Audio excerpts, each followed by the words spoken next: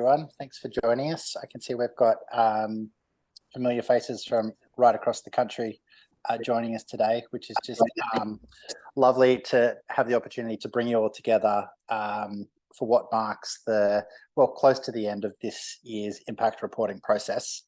By way of context, this process began way back in May of this year. It's just a hugely involved task, as many of you who I know do lots of research of your own will know, but just wanted to table all the great work that Melina has led from our team, and Michael, of course, too, from Taverner Research, who we'll meet in a moment. But yeah, really excited to have you all here today to share the findings from this year's report. If I could just trouble everyone just to jump into the chat and just let us know where you're tuning in from today and your council, that would be wonderful. And on that note, I will share my screen. We'll jump into it.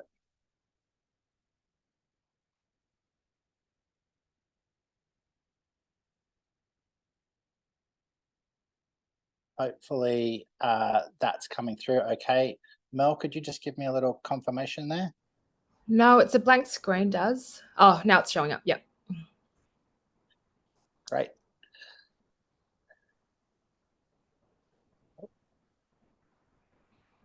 And for those of you who don't know, my name's Daryl Nichols. I'm one of the co-founders of Grow It Local, and yeah, really great to have you here today. So yeah, I guess the theme for this presentation today, whilst it is ultimately about sharing the findings from this year's impact reporting process with you, is Grow Food, Save the World. And here at Grow It Local, we believe that growing a little bit of your own food is inclusive and accessible grassroots action that anyone can take, regardless of where they live, anywhere in Australia. And it's something that we can all do to make a contribution to our own personal health and well-being, to that of our community, and of course for the planet too. The starting point for this conversation is of course around our mission, which is to help educate, support and inspire more people to grow, to share and to eat locally grown food. The agenda for today, a couple of introductions. All of you will know Melina, who is our head of government partnerships, and we'll meet Michael from Taverner Research in just a moment. We'll touch on the methodology and process around which this piece of work has been put together.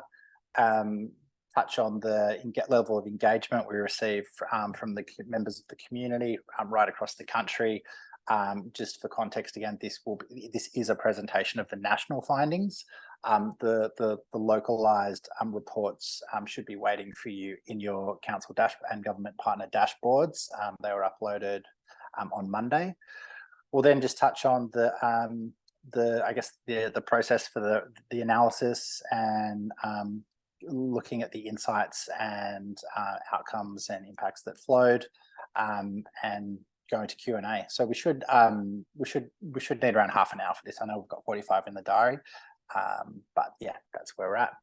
And on that note, it gives me great pleasure to introduce Michael Trigwell, the Managing Director of Taverner Research. We have worked with Taverner for I think about 9 years now, both on Grow It Local more recently and on Garage Sale Trail before that, the other organisation that we're involved in running. And yeah, Michael joins us today from his headquarters in Surrey Hills. Michael, might just get you to say a few words about Taverner Research, the sort of work you do, and the sorts of sectors and partners you work with across the country. Thanks, Daryl. Hopefully there's a number of people out there at the session today who are aware of Taverner Research, but for those who are not aware, Taverner Research Group, as we're formally known, is a combined entity taking Taverner Research, GD Research based up in Coffs Harbour, and Iris Research into one particular house. So 3 research agencies who had a lot of history working with local government over the years across New South Wales and Queensland. And we've, as well as local government, got a strong basis in state government research and commercial market research as well. With local councils, we have a lot of experience working across waste and sustainability, both with the Grow It Local garage sale trail teams and also directly for other councils, as well as working on CSS or CSAT projects, wellbeing, SRV surveys, event and visitor surveys, recruitment, and also full service qualitative research studies as well. So that's a quick introduction of who we are. We're, I guess, a small to medium market research agency with offices based up and down New South Wales, both in Coffs Harbour, Sydney, and also in Wollongong as well. Thanks, Michael.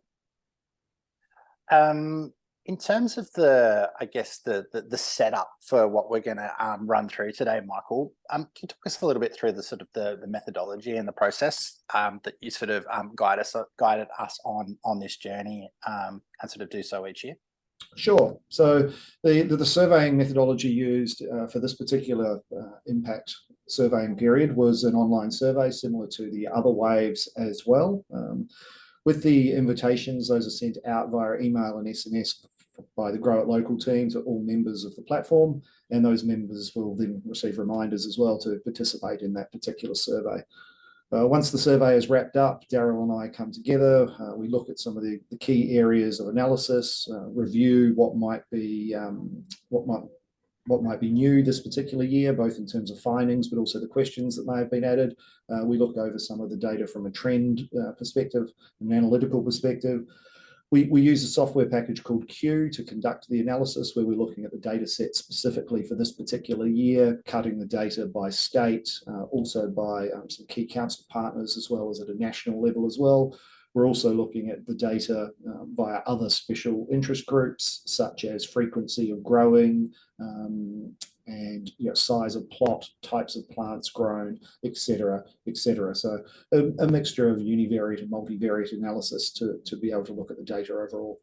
Yeah, nice. And Michael, one of those also areas of analysis might be the way growing food has influences the attitudes or behaviours towards food waste and food waste avoidance.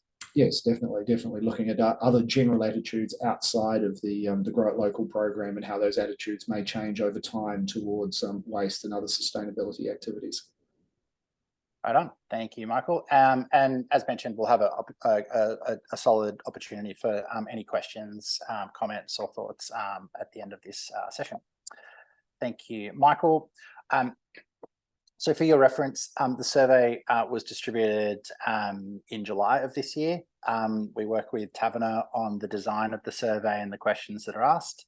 In the end, we had 1,448 responses, which is up, I think, around 30% from last year in terms of number of respondents. It was a pretty long survey this year, 56 questions, which we learnt from the SurveyMonkey reporting. It took an average of 17 minutes to complete. So we're going to work towards trying to shorten that a little bit for next year. Nonetheless, decent data set for the analysis there, Michael, at 1,448. Definitely. So for anyone who's not a statistical person in the room, once we get above sort of 1,000 or even 800 completes, the benefit of getting more completes diminishes. So there's the laws of diminishing returns in terms of being able to identify statistical difference, or the power to detect those differences becomes smaller and smaller. So we've reached a really good number of completes with this, and even with the 1,500, that allows the data to be split by state and by other particular variables of interest as well. Thank you very much.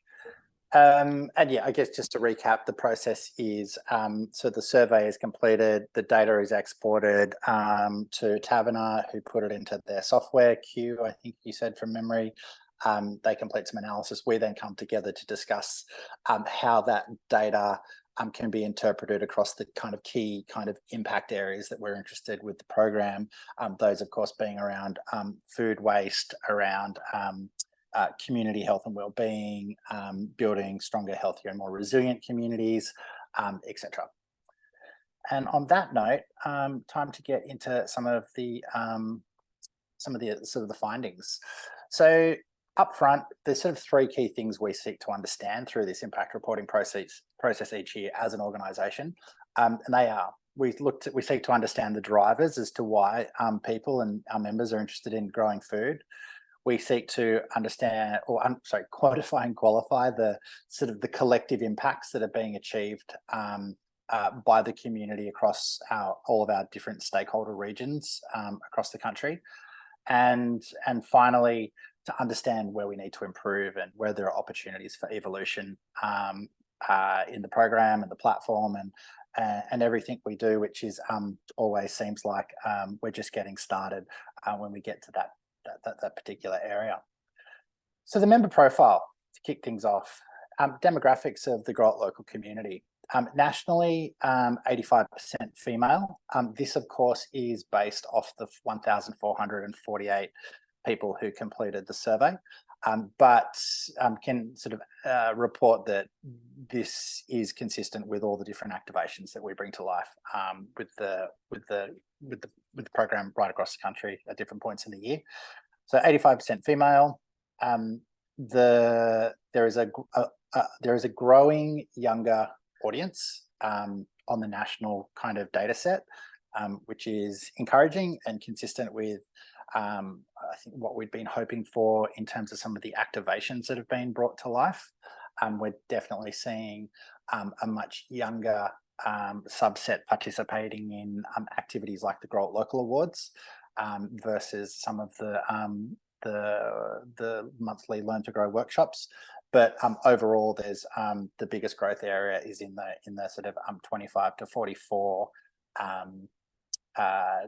age group in terms of the year-on-year data. Why are members interested in growing food? Well, they tell us it's firstly about having increased access to healthy, fresh, organic food as a means to live more sustainably and have a positive role on towards the planet and climate change. For their own mental health and well-being, we see just shining through really bright in all aspects of the sort of consultation piece with the members. As a means to reduce food waste, something that people are increasingly more and more across, and as you know, something that we look to communicate at every available opportunity, that connection between growing food, appreciation for food, how that triggers interest in sort of a broader range of food waste avoidance behaviours, and then ultimately leads to less food waste being generated. And fifth and finally, as a means to connect with nature. When it comes to building capacity through education, 73%, so just on 3/4 of members reported that Grow It Local had helped them to become a better grower. It's the first time we've asked this question, and I guess as a sort of program and a platform that's all about online education and helping to build capacity in communities when it comes to growing food. That's going to be a really key metric for us to, I think, look to grow on moving forward. We do know that there's a sort of a subset of our community that are already consider themselves to be pretty proficient when it comes to growing food. But nonetheless, yeah, we're pleased as the starting point for that data, being the first time we've measured it. Why do people join Grow It Local? Well, they join probably quite obviously to learn more about growing food, as a way to learn to live more sustainably and sort of have that planet positive kind of impact. We know that, and you'll see this in later slides, that growing food has again in this year's report been validated as a really powerful gateway to other sustainable living behaviours and actions. So it's a really seems like a very inclusive and accessible entry point for many people to start their journey into living more sustainably, as a means to simply eat more locally grown produce for their own health and well-being, and finally because I'm becoming more aware of food shortages and want to grow my own produce, which I guess really translates into, I guess, that idea of sort of resilience coming through there. In terms of the local food production insights, so at the time this survey was completed, there was just over 1 million square meters under cultivation in communities across the country.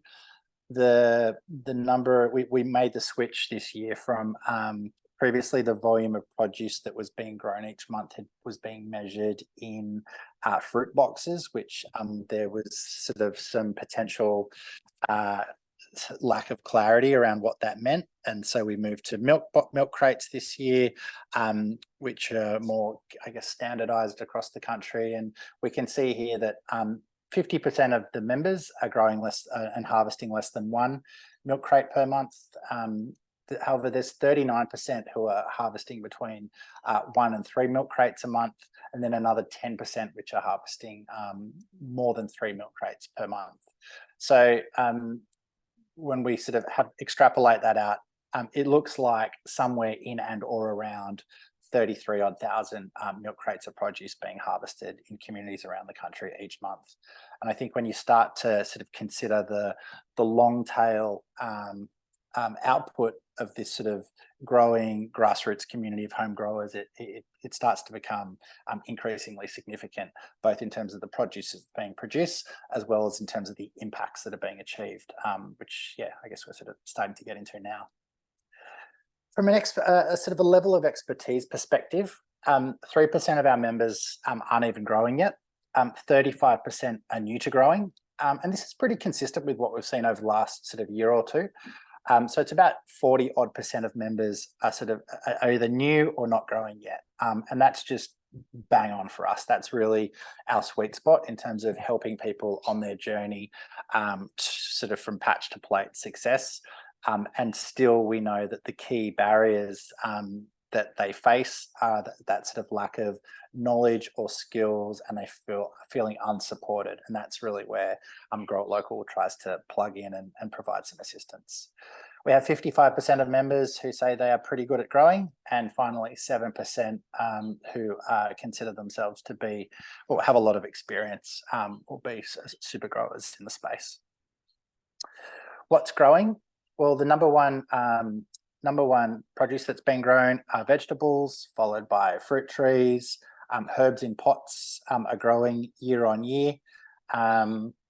Edible flowers, native edibles is really excellent to see this year. We've got just on a third of members growing native edibles of some kind, and we're seeing just a huge appetite from members when we ask them what they're interested in learning about. Native edibles was very prominent in their responses, edible weeds, and more. In terms of the number of plants that are being grown, we can see here that 27% of members are growing between 6 and 10 varieties each year.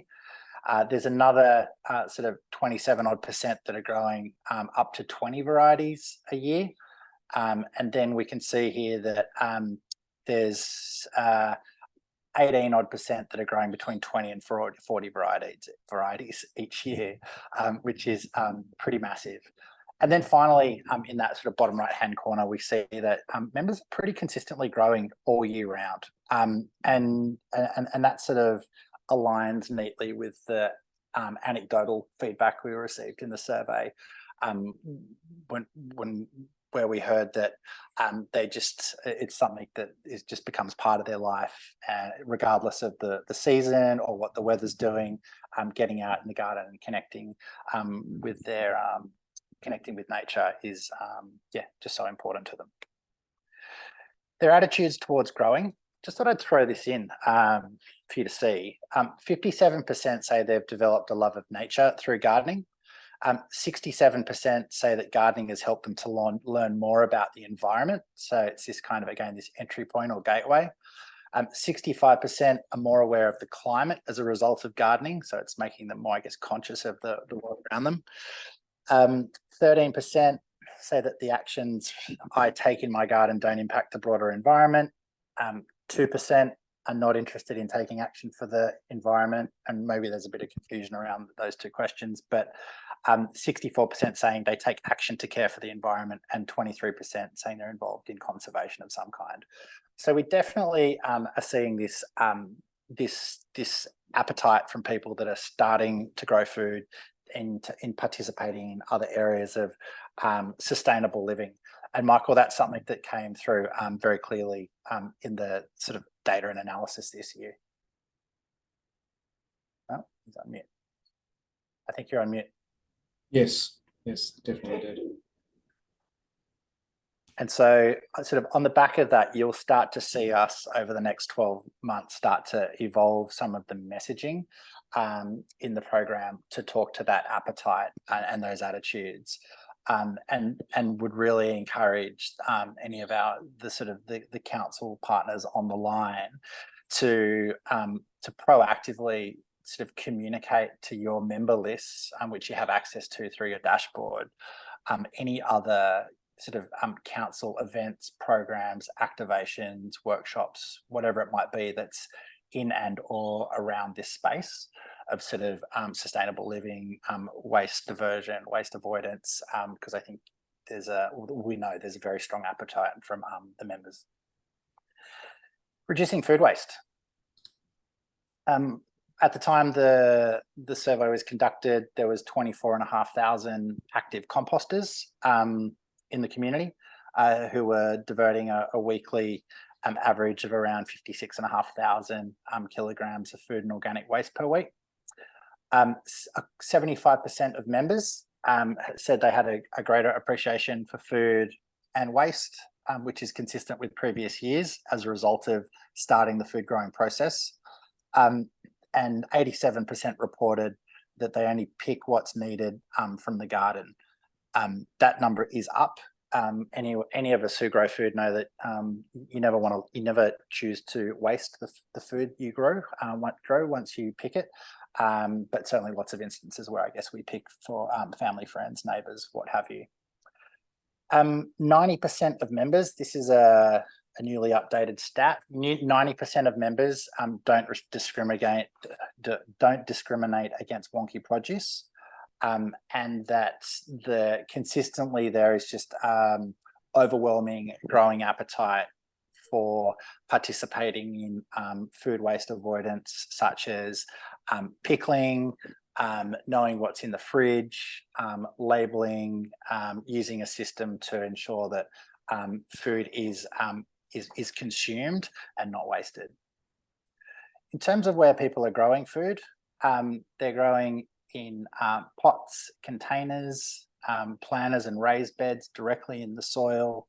And a new entry for us this year, vertical gardens, has sprung onto the scene where it didn't previously exist. So we now have 11% of members or respondents reporting that they are growing in a vertical garden environment. So you'll likely start to see some educational content and workshops in that zone from us as a great way to grow, particularly for those in, I guess, small space environments. And then the climate piece, and this is simply carbon emissions avoided via the food waste diversion. So food waste avoidance. So yeah. And hoping to do some work next year with our friends at the Queensland Government to really try and understand the sequestering outcomes and impacts of the community of growers, which is something we're really excited about. So just watch this space here, but we're always working to try and evolve the impact and data reporting as best we can. I should mention that this data will be distributed or made available for the first time to the media. That's going to launch early next week. Sorry, it's going to come out under the guise of the Grow It Local report, and Paul and Costa will be the spokespeople for that. So that's really exciting because, as far as we know, on the research Paul's been doing, this is now the longest running year-on-year study of the impacts of backyard food growing in communities across Australia, and we're yet to find anything like it anywhere else in the world too. So yeah, please don't hesitate to share any thoughts as to how you might think we could evolve this and yeah, better report on what we're collectively achieving together. The next section is on a gateway to sustainable living. And we have 84% of members saying that growing is important as a way to live more sustainably. and just over 3/4 saying that growing food is that gateway to other sustainability actions. We have 85% of members say they are also planting pollinator-friendly varieties in their garden, and 74% reporting that they conserve as much water as possible. Further to this, just on 3/4 of members are using organic products and natural methods to manage their pests, which is excellent. And in fact, an area that we know there's a big appetite in for education in that sort of natural pest management space. And we also know that 60% of members are growing plants that are native to the local area, which is just wonderful to hear. And this is the first time we've reported on any of these areas. 71% are also involved in upcycling or secondhand or sort of reuse as a category. And 58% of members are planting trees intentionally to help cool their home and their neighbourhood. And again, the first piece of data that we've collected sort of in that regard. When it comes to building healthier and more resilient communities, 85% of growers have reported a positive impact on their diet since they started growing. So we couldn't be more excited by the opportunity that presents to use the idea of encouraging more people to grow food as an entry point to living, basically having a better diet and eating more fruit and vegetables. And particularly, we must have received about 15, maybe 16 inquiries from schools around this space too. And one of our wonderful partners in SA, Nat Giffney, what's up, Nat? I know we've been sort of collaborating on some ways in which the work that we've been doing with the seed service and the grow alongs could potentially be made available to schools too. So watch this space there. 70% of members eat more fresh in-season produce once they start growing food, and sort of in close to closing, 93% of members say that gardening is good for their relaxation and mental health, and 92% of members feel happier when they're in their garden, which we just love. The time spent growing, my apologies for this pie chart, it's slightly difficult to interpret, but sort of in brief, it's 92% of members are spending more than an hour in their gardens every week. And the feedback the comments that supported this question in the survey were that, I just want to spend more and more time in my garden. So I think that's really encouraging in terms of the continued growth in community interest in this idea of growing food for all the different benefits that it delivers to us, to our communities and Mother Nature. But also this growing appetite from the people who are already doing it to want to do more of it and to get better of it and to learn in a sort of a structured way. That sort of marks the end of the impacts piece of this session. There was lots more data, and those that have been involved in previous years will know that formally the impact report was, I think, a 29-page document, and we've got that down to a much more condensed and I hope succinct 11-page document now. That's not to say all that other information doesn't exist, but that was the task for this year's report. In terms of communicating the impacts to your community, there have been some template social tiles that have been built that will be available in your dashboards from sort of end of play next Monday. That are just essentially Canva templates that you can jump into. You can use, of course, very welcome to use the national data, which will already be there, or you're welcome just to throw any of your local data points in there, and then use that to perhaps share the impacts that are being achieved across your LGA with your constituents, if that's something of interest. So that's a new development for this year. And yet, just to recap, they will be available in your dashboards. Mel, that's correct? Yeah, they'll be available by Monday. Yeah, cool. And that'll just be a link to the Canva template, correct? Yeah. Michael, did you have any kind of like observations that you wanted to share, or sort of in summary of the sort of evolution of this impact report? This is the third year we've worked on this together for Grow It Local specifically. And Yeah, what you're saying? Yeah, I think Darryl, I always go back to those sessions where you and I meet together, and I think some of the key points for me is that growing, as someone who's not actively involved, but I know my wife is actively involved in growing, and seeing it represented back in the survey results is how growing can potentially be that gateway into other areas of, I guess, concern in modern day. We've got issues around cost of living, which growing can assist with, and also issues around mental health as well. And I think someone in the chat has mentioned about social connection as well, and the ability for like-minded people to get together and engage in activities that they both enjoy, that everybody enjoys as well. So there's a number of different community, social, and well-being pillars that I think the whole Grow It Local concept definitely touches on and talks to. Yeah, thanks, Michael. And on that note, does anyone have it? I'm sure there's a bunch of questions. Did anyone want to? Mel, are there any questions in chat that you wanted to?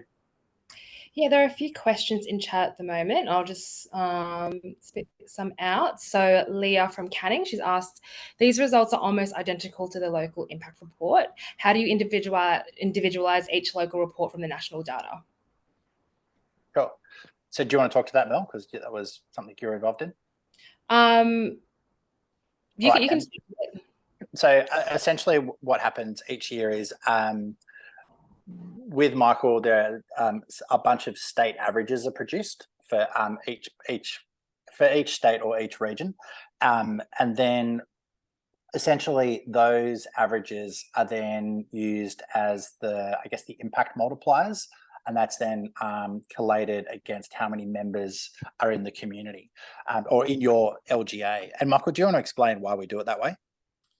Generally comes down to, I think, one of the other points there about not having sufficient numbers within a particular council area. I think there was a question about how many responses you'd need to be able to have the power to detect or to analyse things on an individual council level. Generally, we would suggest at least 100 would provide sufficient numbers to be able to look at a council individually. But as with everything when it comes to numbers, if you understand the power or lack of power to detect differences in a particular sample set, you can look at smaller sample set. I think the danger, though, is in reporting numbers on smaller sample sets is that those without knowledge and background in a statistical sense could start creating potentially false findings on in a particular area. So using statewide averages for a particular area overcomes that and provides a greater level of power at a more localized level. Thank you, Michael. Were there any other questions, Mel, or comments, or areas for evolution? One from Donna from Tea Tree Gully. She's asked if we've ever asked questions about social connection.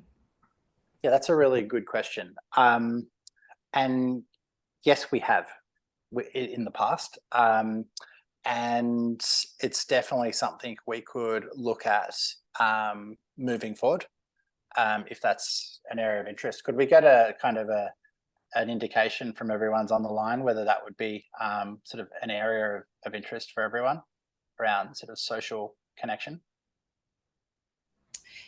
Yeah, it seemed like that was a shared. Cool. Thanks, Jess.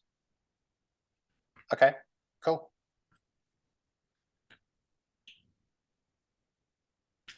Another question. We are keen to see how local schools get involved with Grow It Local. Looking forward to hearing positive news on this space. Not really a question, but more so just feedback on wanting to hear more about how we're involved with schools.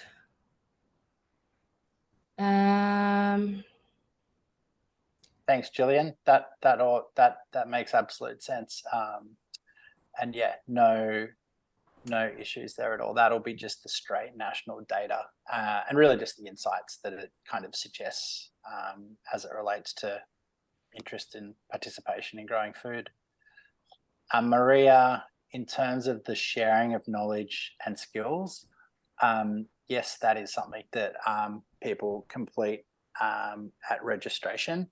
And in that kind of that more highly, I guess, more highly versed subset of the community in terms of their being more proficient at growing or more expertise, greater expertise, there's huge appetite from them to want to share their knowledge and skills with others.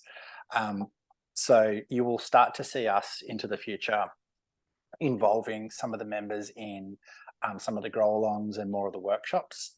So it will be, whilst it will be important to continue to have some of those higher profile figureheads or talent involved, that increasingly will be looking to really involve the members of the community themselves to share their own knowledge and skills. So there's an absolute appetite there. Great. So there's over there's nearly 50% who grow between 1 to 5 crates of food.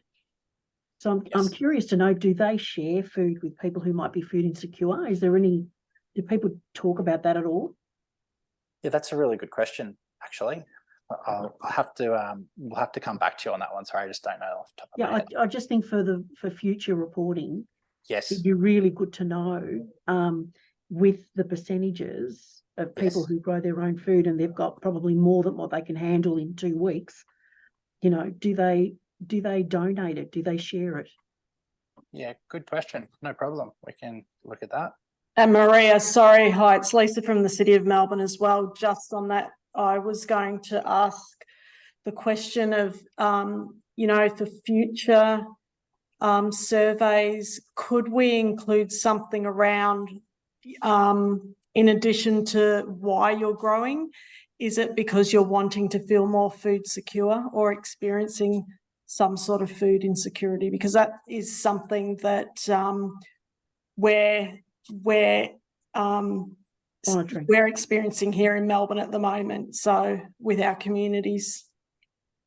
Yeah, cool. And Lisa, that was one of the top, well, I guess it's depending on how you interpret it, that's kind of one of the top 5 reasons that's just sprung onto the list of responses for the first time this year. And whether that relates to food shortages, the economic climate or whatnot, we don't know. But we could definitely go a bit deeper into the future. Yeah, because we know, for example, that people from Aboriginal heritage, they may not necessarily go to a food relief provider. Yes. They will seek support from their community. Yes. And we also know that other groups with different ethnic backgrounds, they won't go to a food relief provider. They'll most likely go to a community member and they'll collect lemons off their trees, or they'll share food. So it's really good to try and understand some of that dynamic. Yeah, absolutely. And I mean, please appreciate, obviously we're very open to considering it all, but I guess we just need to, there's something about the consistency in the questions, Michael, so we can compare the year on year. But we're always, of course, we're committed to delivering data that's of the most value possible. Hopefully some of what you've seen there is pretty encouraging for the space and the program and all the work that we're trying to do to educate and help guide people into this wonderfully positive world of growing food. But it still feels like there's a long way to go. We do believe that using some of these collective impacts that are being achieved, whether it's across an LGA, across a state or territory, or across the nation, to sort of be a bit of a carrot to lure more people in, that is one approach and something that we're committed to doing. And just really thrilled to have you guys all here today to hear those results. And as I say, it's just, I know for anyone who's involved in research of this kind, it's just such a long and involving process. So I hope you got something valuable out of that today.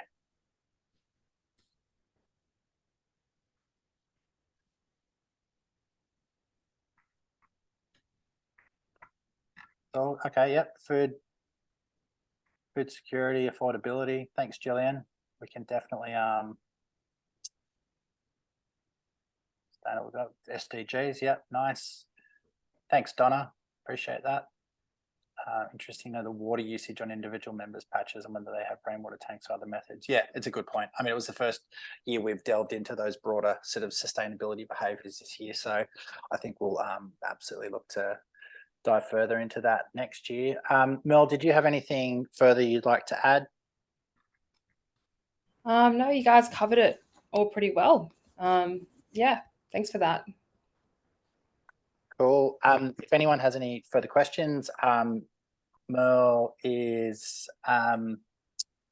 best contact. If any sort of seed service related questions, Melinda there too. Michael, thanks very much for joining us.